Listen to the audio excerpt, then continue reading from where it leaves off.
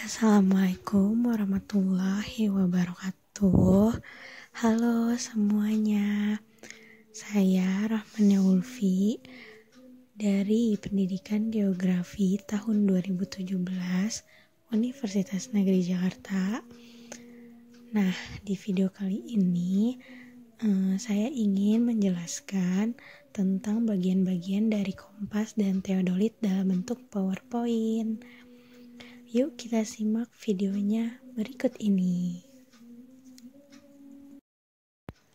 Oke, yang pertama kita mulai dari pengertian dulu ya. Nah, di sini ada pengertian kompas. Nah, kompas adalah alat navigasi untuk menetapkan arah mata angin.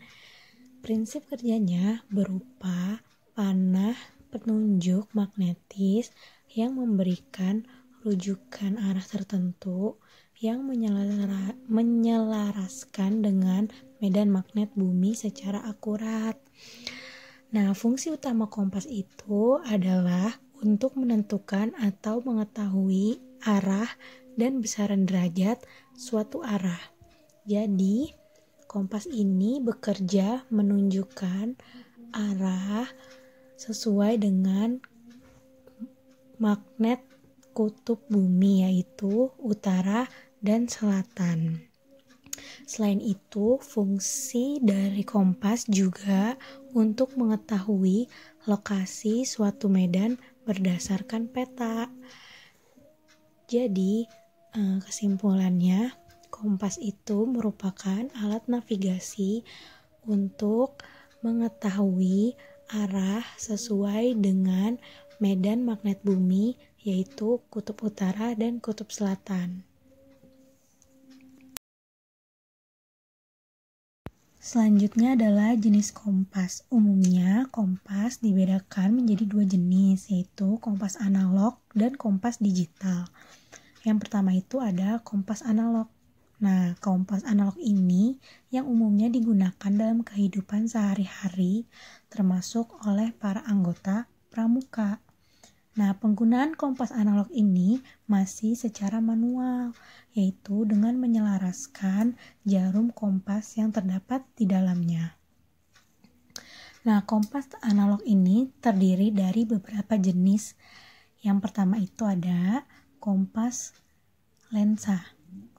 Nah, kompas lensa merupakan kompas yang dilengkapi dengan lensa beacon case yang berfungsi untuk mempermudah dalam pembacaannya. Umumnya, kompas lensa ini tuh masih berbentuk sederhana, ringan, dan harganya lebih murah, tetapi kekurangannya itu validitas pengukuran besarnya, sudut, kurang akurat. Jadi, penggunaan kompas lensa ini untuk validasi masih terbilang kurang akurat. Yang kedua ada kompas bidik. Kompas bidik atau disebut juga sebagai kompas prisma adalah kompas yang berfungsi sebagai membidik besar derajat pada sebuah medan atau bentang alam sebenarnya untuk diproyeksikan dalam peta. Nah, kompas jenis bidik ini yang banyak digunakan untuk kegiatan-kegiatan alam seperti kegiatan pramuka atau kegiatan alam lainnya seperti bercamping dan lain-lain. Selanjutnya ada kompas orientering atau kompas silva. Kompas orientering atau kompas silva adalah kompas yang digunakan dalam orientasi atau perhitungan dan pembacaan peta secara langsung. Kompas ini umumnya memiliki badan atau wadah yang transparan yang dapat memudahkan pembaca terhadap peta yang ditaruh di bawahnya. Jadi, penggunaan kompas silva ini kita tempelkan dia di atas peta yang ingin kita ketahui arahnya dan memudah kita untuk membaca peta tersebut. Dan yang terakhir ada kompas digital. Kompas digital adalah kompas yang bekerja secara digital. Jenis ini biasanya disertakan sebagai sistem navigasi dalam dunia robotika atau dalam gadget-gadget elektronik yang sudah kita miliki.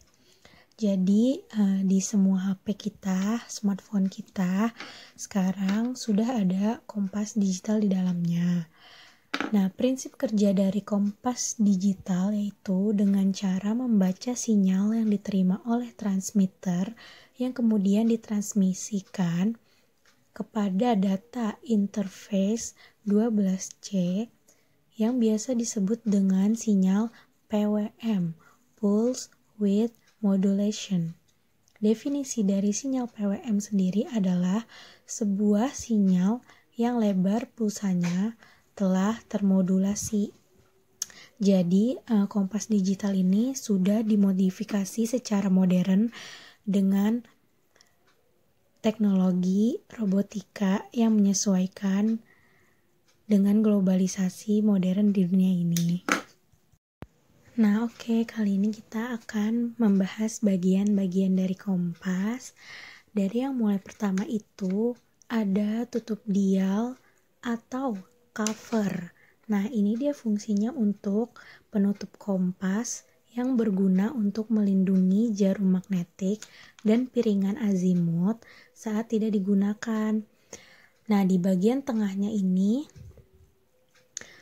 terdapat visir atau lubang dengan kawat halus pembidik sasaran.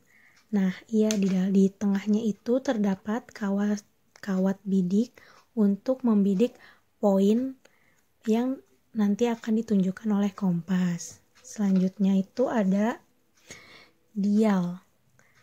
Dial itu atau yang kita sebut dengan base. Nah, di dalam dial ini terdapat cakra atau piringan azimut atau floating dial yang bertumpu pada satu poros sehingga dapat berputar bebas saat berotasi. Nah, itu disebut dengan tadi cakra. Selanjutnya di dial ini dilindungi oleh pelindung piringan yang bersifat kaca atau plastik yang memiliki garis indeks tetap. Selanjutnya ada cincin gerigi yang pada saat diputar akan berbunyi klik dan setiap klik itu menandakan rotasi 3 derajat. Nah, totalnya itu semuanya ada 120 klik dalam satu lingkaran penuh. Nah, di dalam dial ini itu terdapat satuan derajat angka mulai dari 0 derajat sampai 360 derajat dan juga terdapat huruf-huruf yang menunjukkan arah mata angin seperti utara, selatan, barat, dan timur, biasanya dalam bahasa Inggris yaitu north, west, east, south. Selanjutnya, masih di dalam dial itu terdapat jarum penunjuk yang selalu menunjukkan utara magnet. Nah, selanjutnya kita ke bagian kaca pembesar. Nah, ini untuk melihat derajat kompas. Kaca pembesar disebut juga sebagai lensa yang gunanya itu untuk membaca azimut dan memiliki celah bidik. Nah, ini juga digunakan untuk mengunci piringan azimut agar tidak bergerak saat ditutup. Terus saat ingin digunakan, lensa ini harus dibuka lebih dari 45 derajat agar piringan azimut dapat bergerak bebas nantinya saat kita menggunakan kompas tersebut. Nah, selanjutnya itu ada alat penggantung. Nah, ini adalah untuk tempat ibu jari kita yang nantinya digunakan untuk menopang kompas saat membidik agar tidak bergerak ke sana kemari. Selanjutnya adalah teodolit. Nah, kita mulai dari pengertiannya. Teodolit adalah salah satu alat ukur tanah yang digunakan untuk menentukan tinggi tanah dengan sudut datar dan sudut tegak. Lalu di dalam teodolit, sudut yang dapat dibaca bisa sampai pada satuan second atau detik. Teodolit merupakan alat yang paling canggih di antara peralatan yang digunakan dalam survei, karena pada dasarnya alat ini berupa sebuah teleskop yang ditempatkan pada suatu dasar berbentuk membulat atau piringan yang dapat diputar-putar mengelilingi sumbu vertikal, sehingga memungkinkan sudut horizontal untuk dibaca. Nah, teleskop tersebut juga dipasang pada piringan kedua dan dapat diputar-putar mengelilingi sumbu horizontal sehingga memungkinkan sudut vertikal juga untuk dibaca. Nah, berikut syarat-syarat dari teodolit. Syarat utama yang harus dipenuhi alat teodolit atau pada galon air sehingga siap dipergunakan untuk pengukuran yang benar adalah sebagai berikut. Yang pertama, sumbu ke-1 benar-benar tegak atau vertikal. Yang kedua, sumbu kedua harus benar-benar mendatar. Yang ketiga, garis bidik harus tegak lurus, sumbu kedua atau mendatar. Dan yang keempat, tidak adanya salah indeks pada lingkaran ke-1. Oke, sekarang ada bagian-bagian dari teodolit. Yuk kita sama-sama lihat. Di sini di nomor 1, kita mulai dari nomor 1. Itu ada pengarah kasar yang berfungsi untuk membantu pembidikan, yaitu membantu mengarahkan teropong ke target secara kasar. Nah, jadi untuk mengarahkan teropong tersebut, kita akan mengatur melalui alat di angka nomor 1. Terus yang nomor 2, kita lihat nomor 2. Nah, itu merupakan klem pengunci vertikal untuk mengunci teropong agar tidak dapat bergerak secara vertikal. Jadi saat digunakan nanti kita jangan lupa untuk klem pengunci vertikal untuk mengunci teropong agar tidak dapat digerakkan secara vertikal. Selanjutnya yang ketiga itu ada penggerak halus vertikal untuk menggerakkan teropong secara vertikal ke arah rambu ukur, yaitu objek secara halus. Nah, setelah itu kita gunakan nomor 3 ini sebagai untuk menggerakkan teropong agar dapat mengunci objek secara halus. Nah, yang ke nomor 4 itu adalah tempat baterai. Nah, ini biasanya berjumlah 4 buah dengan jenis baterai A2. Nah, selanjutnya yang nomor 5 itu adalah klem pengunci lingkaran horizontal untuk mengunci badan pesawat agar tidak dapat diputar secara horizontal. Selanjutnya yang nomor 6 itu adalah penggerak halus lingkaran horizontal untuk menggerakkan teropong horizontal ke arah rambu ukur atau objek secara halus.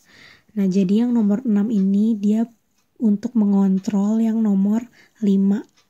Selanjutnya, nomor 7 itu adalah skrup pengatur nivå untuk mengatur posisi gelembung nivå berada pada titik tengah. Jadi nanti nomor 7 ini untuk mengatur posisi gelembung nivå agar tetap berada di titik tengah. Nomor 8 itu adalah handle untuk pegangan tangan pada alat. Nah, selanjutnya nomor 9 itu adalah pengatur fokus lensa okuler untuk fokus lensa okuler ke objek. Nah, yang nomor 10 ini adalah nivå tabung untuk menyetel posisi sumbu 2 pesawat secara horizontal. dan dapat diatur dengan 3 skrup penyama rata. Nah, yang nomor 11 ini ada display dan papan tombol untuk membaca skala, lingkaran, vertikal, dan horizontal. Nah, selanjutnya yang nomor 12 itu ada nivoo kotak yang berfungsi untuk menyetel posisi sumbu 1 berada pada posisi vertikal, dan nomor 13 itu ada plat dasar untuk bertumpunya pesawat teodolit. Nah, yang ke-14 ada lensa verticalizing, itu untuk melihat dan memosisikan sumbu 1 berimpit dengan titik berdiri pesawat atau titik tertentu di bumi. Dan yang terakhir nomor 15 ada klem pengatur fokus benang untuk memperjelas benang pada lensa, benang atas, tengah, dan benang bawah. Sekian video dari saya, terima kasih.